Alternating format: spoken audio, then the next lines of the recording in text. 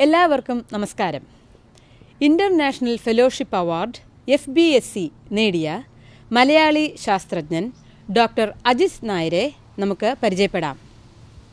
ഈ അവാർഡിനെ കുറിച്ച് ഡോക്ടർ നമുക്ക് ഒന്ന് വിശദീകരിച്ച് തരാമോ? തീർച്ചയായിട്ടും. FBSc എന്ന് വെച്ചാൽ fellow of biomaterial science and engineering എന്നാണ്. അത് ഈ ബയോമെഡിക്കൽ രംഗത്ത് സിഗ്നിഫിക്കൻ്റ് ആയിട്ടുള്ള കോൺട്രിബ്യൂഷൻസ് നടത്തുന്ന ശാസ്ത്രജ്ഞന്മാർക്ക് 4 വർഷത്തിലൊരിക്കൽ നൽകുന്ന ഒരു അവാർഡാണ്. അത് വേൾഡ് ബയോമെറ്റീരിയൽസ് കോൺഫറൻസ് എന്ന് പറയുന്ന 4 വർഷത്തിലൊരിക്കൽ സംഭവിക്കുന്ന ആ കോൺഫറൻസിൽ വെച്ചാണ് ഈ അവാർഡ് നൽകുന്നത്. ഈ ഫീൽഡിൽ സിഗ്നിഫിക്കൻ്റ് കോൺട്രിബ്യൂഷൻ നടത്തിയവരിൽ നിന്ന് നോമിനേഷൻ വന്നിട്ട് ഒരു സെലക്ഷൻ കമ്മിറ്റിയെ സെലക്ട് ചെയ്തിട്ട് വളരെ കുറച്ച് ആൾക്കാർക്ക് ഇൻ്റർനാഷണൽ ലെവലിൽ കൊടുക്കുന്നതാണ്. ഇതൊരു ആജീവനാന്ത അവാർഡാണ്.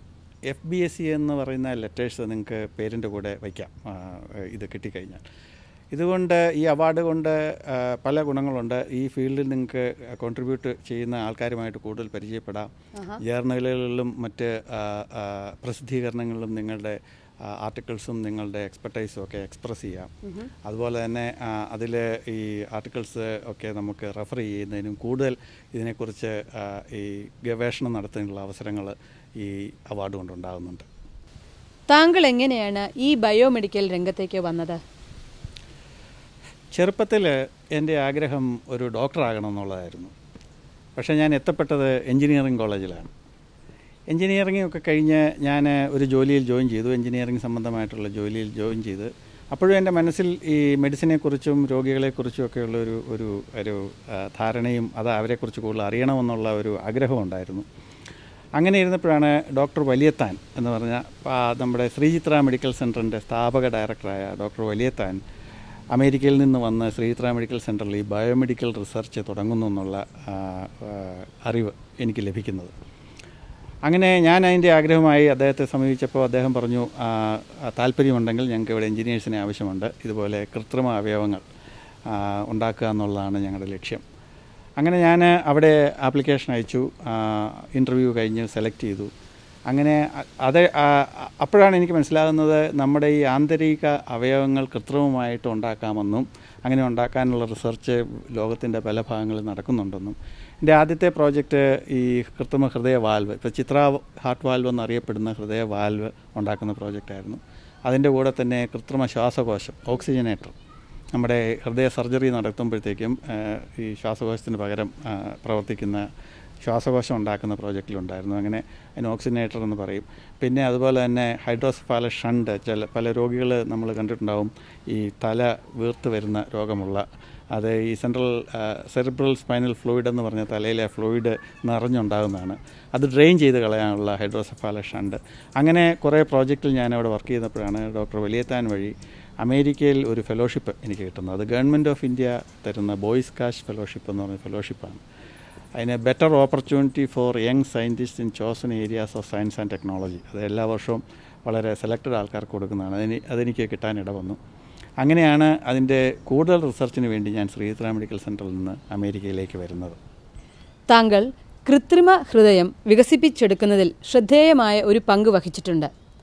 ആ അനുഭവങ്ങൾ ഒന്ന് പങ്കുവയ്ക്കാമോ? തീർച്ചയായിട്ടും. ഞാൻ അമേരിക്കയിൽ എത്തിക്കഴിഞ്ഞപ്പോൾ ഡോക്ടർ കോൾഫിൻ്റെ ലബോറട്ടറിയിൽ അദ്ദേഹം കൃത്രിമ ഹൃദയം ഡെവലപ്പ് ചെയ്യുന്ന പ്രോജക്റ്റ് നടന്നുകൊണ്ടിരിക്കുക. അതിന് യൂട്ട ആർട്ടിഫിഷ്യൽ ഹാർട്ട് പ്രോഗ്രാം എന്ന് തന്നെയാണ് പറഞ്ഞിരുന്നത്. യൂണിവേഴ്സിറ്റി ഓഫ് യൂട്ടയിലേക്കാണ് ഞാൻ വരുന്നത്. അപ്പോൾ അത് ആദ്യത്തെ കൃത്രിമ ഹൃദയം 1982 അപ്പോൾ ഓൾറെഡി അവർ ഇംപ്ലാന്റ് ചെയ്ത് കഴിഞ്ഞു. അതൊരു വലിയ സംഭവമായിരുന്നു. പഴയ നമ്മൾ ന്യൂസൊക്കെ നോക്കിയാൽ അതറിയാൻ പറ്റും. അപ്പോൾ ആ പ്രോജക്റ്റിൽ ഞാൻ ജോയിൻ ചെയ്തു.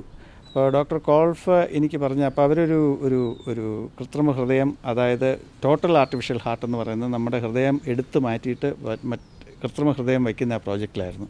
അങ്ങനെയാണ് ആ പ്രോജക്റ്റിൽ ഞാൻ ജോയിൻ ചെയ്യുന്നത്. ആ പ്രോജക്റ്റിൽ ഞാൻ ഏതാണ്ട് 7 വർഷത്തോളം വർക്ക് ചെയ്തു. അതാണ് ആ കൃത്രിമ ഹൃദയത്തിൻ്റെ എൻ്റെ അനുഭവത്തിൻ്റെ തുടക്കം. പിന്നെ അതിലുണ്ടായിട്ടുള്ള കോൺട്രിബ്യൂഷൻ്റെ ഒരു മേജർ കോൺട്രിബ്യൂഷൻ, എൻ്റെ ഈ അവാർഡ് കിട്ടുന്നതിലേക്കുള്ള അവർ കൺസിഡർ ചെയ്ത ഒരു മേജർ കോൺട്രിബ്യൂഷൻ ഈ കൃത്രിമ ഹൃദയത്തിൻ്റെ വികസനത്തിൽ നൽകിയ സംഭാവനകളിലാണ്. കൃത്രിമ അവയവങ്ങളുടെ പിതാവ് എന്നറിയപ്പെടുന്ന ഡോക്ടർ വില്യം കോൾഫിൻ്റെ ശിഷ്യനാണ് താങ്കൾ. ആ മഹാനായ പ്രതിഭയെക്കുറിച്ച് ഏഷ്യാനെറ്റിൻ്റെ പ്രേക്ഷകർക്ക് അറിയാൻ താല്പര്യമുണ്ട്. തീർച്ചയായിട്ടും ഡോക്ടർ കോൾഫ് അറിയപ്പെടുന്നത് തന്നെ താങ്കൾ പറഞ്ഞ പോലെ കൃത്രിമ അവയവങ്ങളുടെ പിതാവെന്നാണ്. അതിൻ്റെ കാരണം തന്നെ ഇന്ന് നമ്മൾ നമ്മുടെ ശരീരത്തിൽ ഉപയോഗിക്കുന്ന കൃത്രിമ അവയവങ്ങളിൽ ഭൂരിഭാഗവും ആദ്യമായി വികസിപ്പിച്ചെടുത്തത് അദ്ദേഹമാണ്. അതിലെ ഏറ്റവും വലിയ ഉദാഹരണമായിട്ട് പറയാവുന്നത് ഡയാലിസിസ് മെഷീൻ. അതായത് ഡയാലിസിസ് എന്ന് പറഞ്ഞ ആ കൺസെപ്റ്റ് തന്നെ വികസിപ്പിച്ചെടുത്തത് ഡോക്ടർ കോൾഫാണ്. ആർട്ടിഫിഷ്യൽ കിഡ്നി എന്നും അതിന് പേരുണ്ട്. അപ്പോൾ അതുകൊണ്ടാണ് ഇന്ന് ലോകത്തിൽ മില്യൺസ് ഓഫ് ആൾക്കാർ ജീവിച്ചിരിക്കുന്ന ഈ ഡയാലിസിസ് എന്ന് പറയുന്ന ആ പ്രക്രിയ കണ്ടുപിടിച്ചുകൊണ്ട് മാത്രമാണ് ആൾക്കാരുടെ ജീവൻ നിലനിർത്താൻ കാണിക്കുന്നത്. നമ്മുടെ നാട്ടിൽ തന്നെ ഒരുപാട് പേര് ഇപ്പോൾ അത് ചെയ്യുന്നുണ്ട്.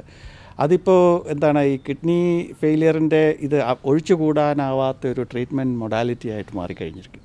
അപ്പോൾ അത് മുതൽ ആ കൃത്രിമ ഹൃദയം, അതുപോലെ തന്നെ ഈ ഹാർട്ട് ലങ് മെഷീൻ എന്ന് പറയുന്ന ഈ ഓപ്പൺ ഹാർട്ട് സർജറി നടക്കുമ്പോൾ ഹാർട്ടിന് പകരം വർക്ക് ചെയ്യുന്ന മെഷീൻ, അങ്ങനെ പേരെടുത്ത് പറയാൻ ഒരുപാട് കോൺട്രിബ്യൂഷൻസ് അദ്ദേഹം നടത്തിയിട്ടുണ്ട്. അതുകൊണ്ടാണ് അദ്ദേഹത്തെ കൃത്രിമ അവയവങ്ങളുടെ പിതാവ് എന്നറിയപ്പെടുന്നത്. ഫാദർ ഓഫ് ആർട്ടിഫിഷ്യൽ ഓർഗൻസ് എന്നാണ് അറിയപ്പെടുന്നത്.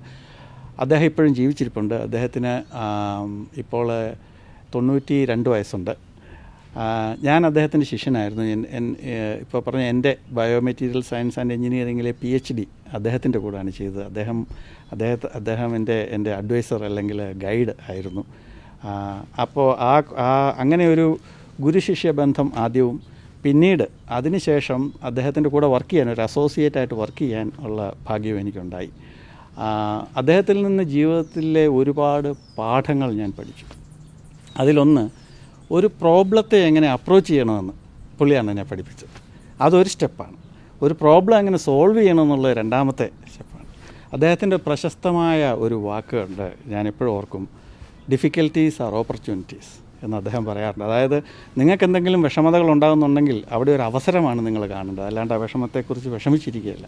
അപ്പോൾ ആ ഒരു പാഠം മനസ്സിൽ ഉൾക്കൊള്ളാൻ ഒരു പരിധിവരെ അദ്ദേഹത്തിൻ്റെ കൂടെയുള്ള ജീവിതം എന്നെ സഹായിച്ചു. അതുകൊണ്ട് എൻ്റെ ഈ കരിയർ മോഡുലേറ്റ് ചെയ്യുന്നതിൽ അദ്ദേഹത്തിനുള്ള പങ്ക് വളരെ വലുതാണ്. കൃത്രിമ ഹൃദയത്തിൽ രക്തം കട്ട പിടിക്കാതിരിക്കാനുള്ള ഒരു കോട്ടിംഗ് താങ്കൾ കണ്ടുപിടിച്ചുവല്ലോ. എന്തായിരുന്നു അതിൻ്റെ പ്രത്യേകത?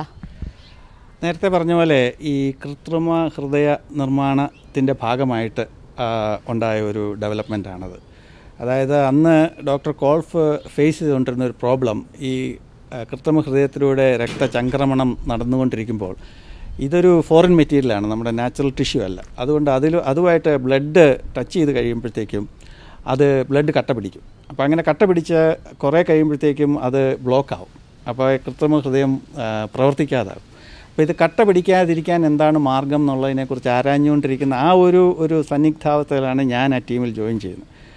അപ്പോൾ ആദ്യമായിട്ട് വന്ന ആളല്ലേ ഇതിനെക്കുറിച്ചൊന്ന് പഠിക്കൂ എന്ന് പറഞ്ഞ് അദ്ദേഹം ഇതാണ് എൻ്റെ പ്രോബ്ലമായിട്ട് എൻ്റെ മുമ്പിൽ തന്നത്. ഇൻഫാക്റ്റ് പിന്നീട് എൻ്റെ PhD തീസീസായി മാറിയതും ഈ പ്രോബ്ലം തന്നെയാണ്.